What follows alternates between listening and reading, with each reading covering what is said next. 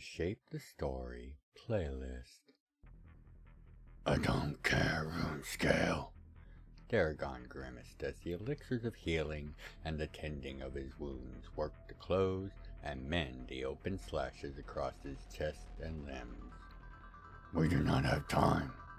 Resh is in the hands of the thralls of the Lost Clan. He tried again to rise from the bed he was on, only to have a firm hand pressed into his chest. Conson, who was tending to Daragon, lifted a syringe and looked the old dwarf in the eye hard. This'll put you out for a week. Don't tempt me. Conson's face softened. Until they contact us, as their note said they will, all we have is time. Daragon relented as Conson continued.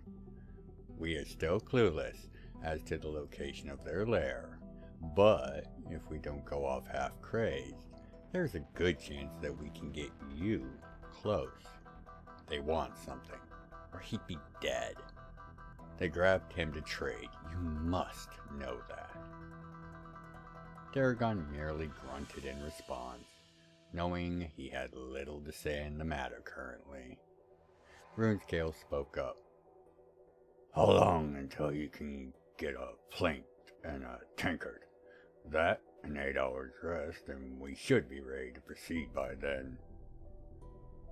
Conson looked at the ancient dwarf. He's all but patched up. Another 5 minutes for the potions to fully be processed. Should be good to go in about 10 all told. Runescale seemed almost impressed as he turned to look at Conson's psi forms. Make sure that he eats and has at least 2 tankards. Then bed. No arguing with your elders, Daragon. Should they make contact, I will get you at once. To argue further would be a challenge to his host's honor, so Daragon lifted his hands, palms up in surrender. Oh, I think I'll be drinking a barrel. Fair enough, except I need 3 things from you before you head off. The elder dwarf swept in and deftly removed Daragon's artificial eye, as he had when they had reunited but a few months ago. Obviously, I'll need the relics for the preparations. A mischievous glint could be seen in his eye, as well as your forge hammer, Daragon. By the 9 and 4, welcome to the library, where today we will learn about a type of item exclusive to the stout and steadfast dwarves of Jam'mar and her realms. In this entry, we learn about Dwarven Forge Hammers. Prospective patrons, regular visitors, and new guests of the library, I am the recorder, and before we continue with today's tale, allow me to ask you to comment with any questions as well as your Shape the Story vote. Details will be at the end of our tale once the question is plain, as well as liking the entry and ensuring you're subscribed to Gryphon's Library so that you can always have ready access to entries as they release. If you wish to further support the realms and the library, consider joining us at Gryphon'sLibrary.locals.com for early access to entries days before their regular release, as well as content that you will find nowhere else, such as episodes of Podcasts of the Realms, which are available to all members and supporters at Gryphon'sLibrary.locals.com, while previews and other in-the-works materials will be exclusively available to my supporters. Other means of support are detailed in the channel's description page. Thank you for your consideration and support of the realms, no matter what form it takes. Now on to our tale. Daragon's breath halted, and he looked at Runescale as he pulled the small rock hammer that served as his forge hammer from his belt, handing what perhaps was the most personal tool a dwarf could have to the ancient.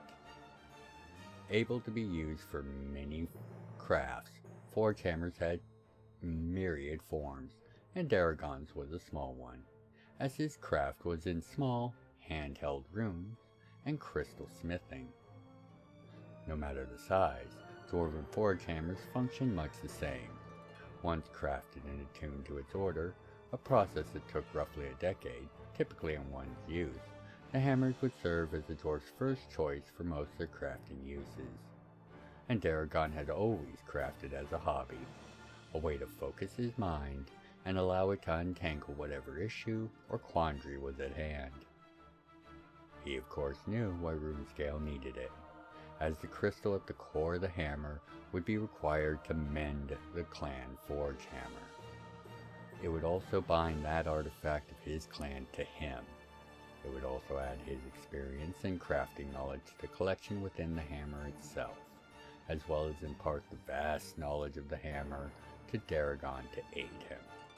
However, he was unclear on one thing. Where's the handle? RuneScale stifled a chuckle. That's the third thing I need. Your cane.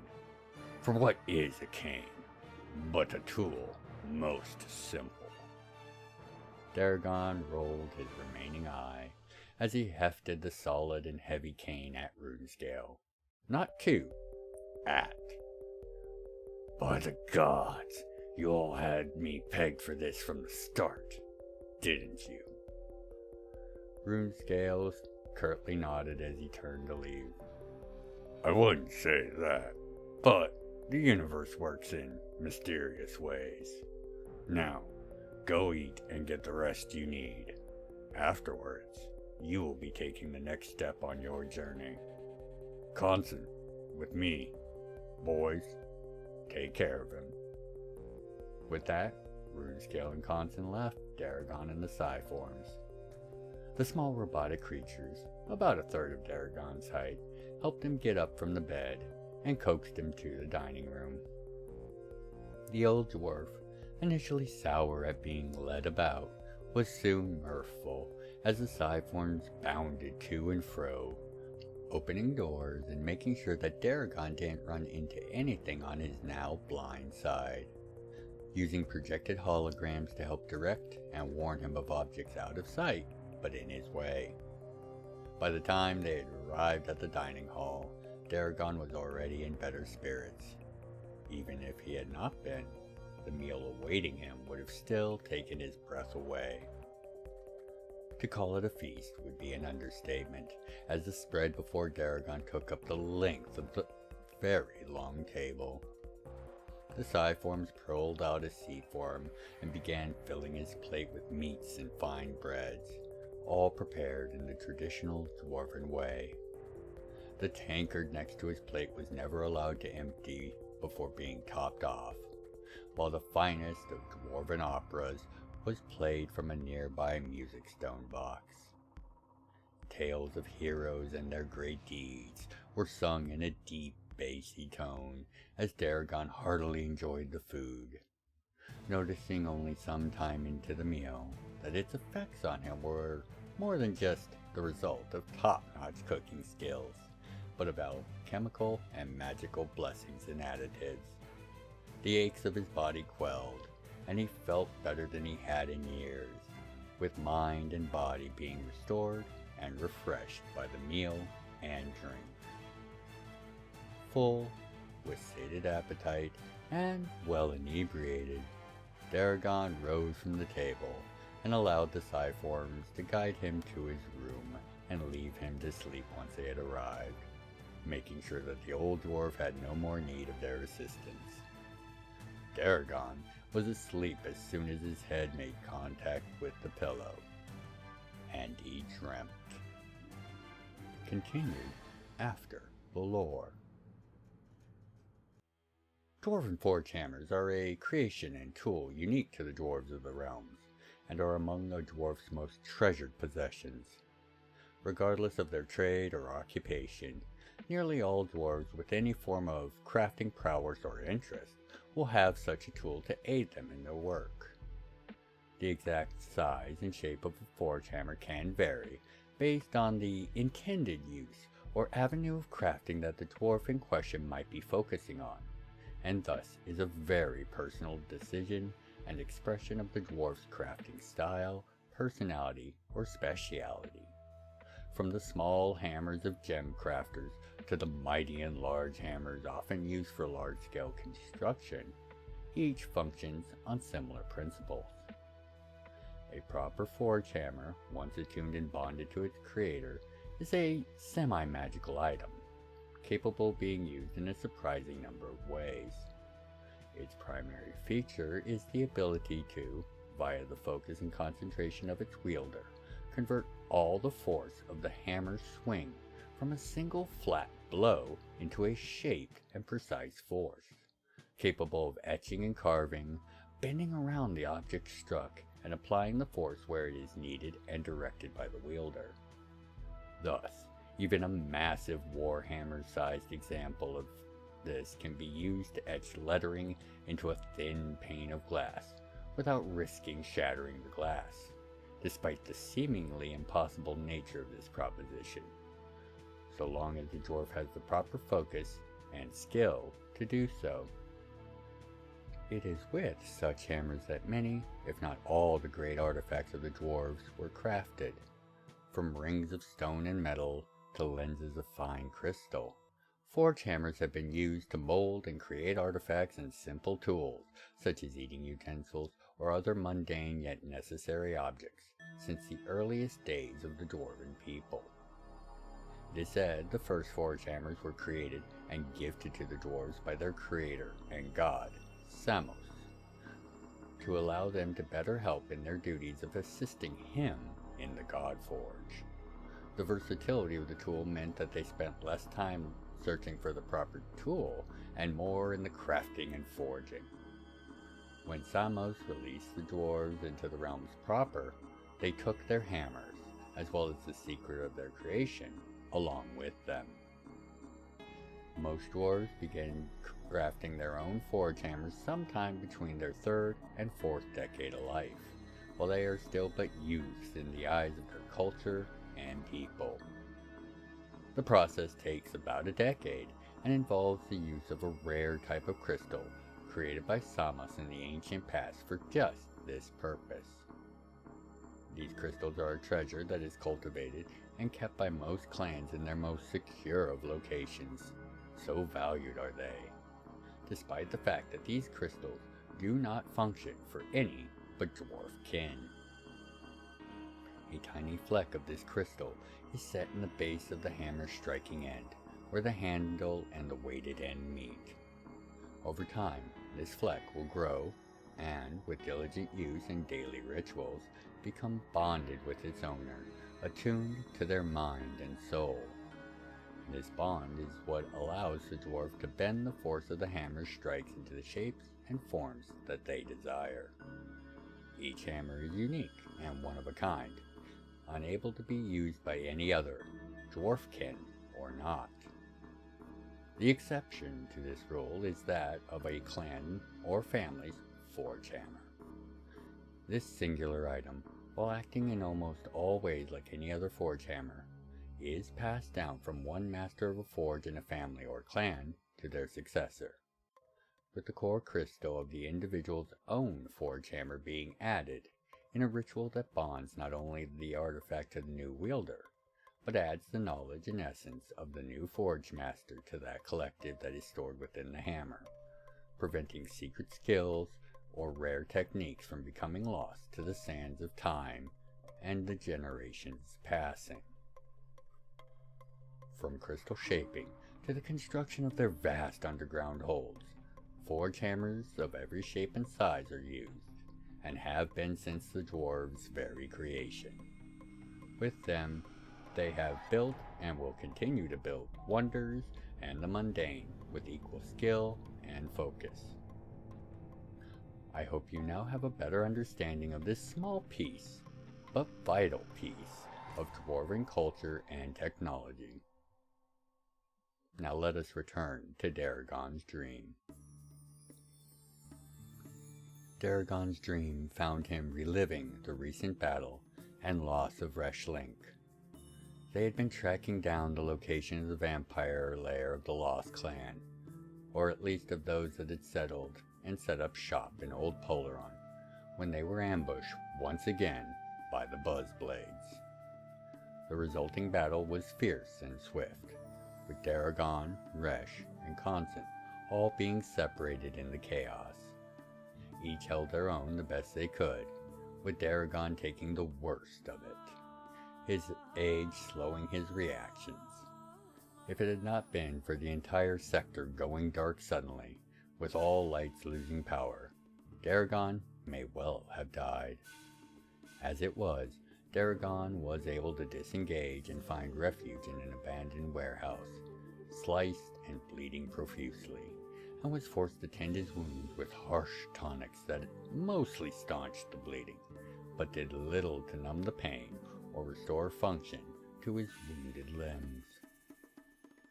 When the lights came back on only a few moments later, Daragon was found by Constant, and all the Buzzblades that had assailed them were dead, either by their own hands or that of the intervening party. The identity of this party was easy enough to determine, as all the Buzzblades slain by them were missing their throats, and most were drained of any blood. In a semicircle of dead attackers against a wall, slain by both fang and summoned weapons, Resh Link's bag was found. On top of the bag was a note that simply read, "We'll be in touch." Daragon stood staring at the note in his hand as the world around him shifted and spun, and he found himself still holding the note, but now in his room, looking over his now sleeping body, confused. "You made it, finally, good," a voice spoke, and Daragon turned to see a gnome sitting in the corner. Well dressed in fatigues and wearing a wide, knowing smile, the gnome stood and approached Daragon with a hand extended. "You have quite the dilemma before you, sir, and I have come to grant you aid in your most holy of quests." Daragon took the hand and shook it, still trying to figure out who this strange gnome was, and why his mind had conjured him in this dream. He didn't recognize him, and could not derive any answers from his plain, featureless clothing, as no marks of office or rank were visible. The gnome simply continued smiling, and then ended his confusion. "Daragon Stoneshaper, last of your clan, and soon to be champion of its restoration and redemption. It's an honor to meet you. I am Rolak Tagra, and your cause is one I have great interest in." Daragon stood shocked, and shaking hands with a god. What interest could he have in this whole affair? To be continued. Now, my perceptive patrons, regular visitors, and of course, new guests of the library, it is time once again for you to help shape the story. Daragon's actions and situation have drawn the attention of one of the realm's gods, Rolak Tagra, and moreover, have prompted the divine to personally appear to aid the elderly dwarf. But what form of aid will he grant Daragon? You decide. Vote in the comments below, as well as on the poll at Gryphon'sLibrary.locals.com to help shape the story. If you are a supporter at Locals, you can also get an additional vote by commenting on the preview that is exclusive to that platform. All votes will be tallied in 2 weeks from the general release of this entry, so do not delay. Your options. Now, please be sure to comment your choice and leave a line or two between your vote and any other comment as to help me in the counting and tallying of the votes. Option 1. Restored Youth. Rolak will turn back the clock and restore Daragon to his physical prime, allowing the old dwarf to pursue his goal with the vigor of a dwarf centuries younger than himself. To vote for this option, use the letters RY, or Romeo Yankee for Restored Youth. Option 2. Arms and Armor. Rolak is a man with many connections and resources, and will choose to gift Daragon with a set of armor and a weapon for his tasks ahead. Blessed and given by a god, and obtained from any of the countless master crafters with which Rolak has ties, these will prove potent indeed. To vote for this option, use the letters AA or Alpha Alpha for Arms and Armor. And your final option, Knowledge and Information. Rolak knows many things that have been lost to time, things that may prove supremely useful in Daragon's quest. He is also a god of foresight and prophecy, and thus may have guidance that Daragon will find nowhere else. To vote for this option, use the letters KI or Kilo Indigo for Knowledge and Information. Remember, you can vote in the comments of this entry, at the poll at Locals, as well as on the preview available to supporters on Locals. Again, the votes will be counted in 2 weeks from general release, so do not hesitate to make your voice heard and help shape the story. Again, please leave a line or two of space between your vote and any other comment.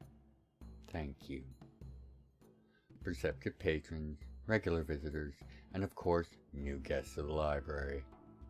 Thank you for your time, interest, and support of the Realms of Jam'mar and of Gryphon's Library. Every comment, like, and share helps ever so much. Thank you. Now, until you make your way back to the library for your next entry of Intro to the Realms, I, as always, have been the Recorder, and by the 9 and 4, be well, take care of yourselves and each other. If you'd like to contribute to the further exploration and explanation of the realms, please consider leaving a comment, a like, and sharing the video around. I read all the comments and make efforts to reply to each. Thank you for helping to grow the channel, and know I look forward to each and every one of your comments. Other methods of support can be found in the channel's description. Thank you for watching,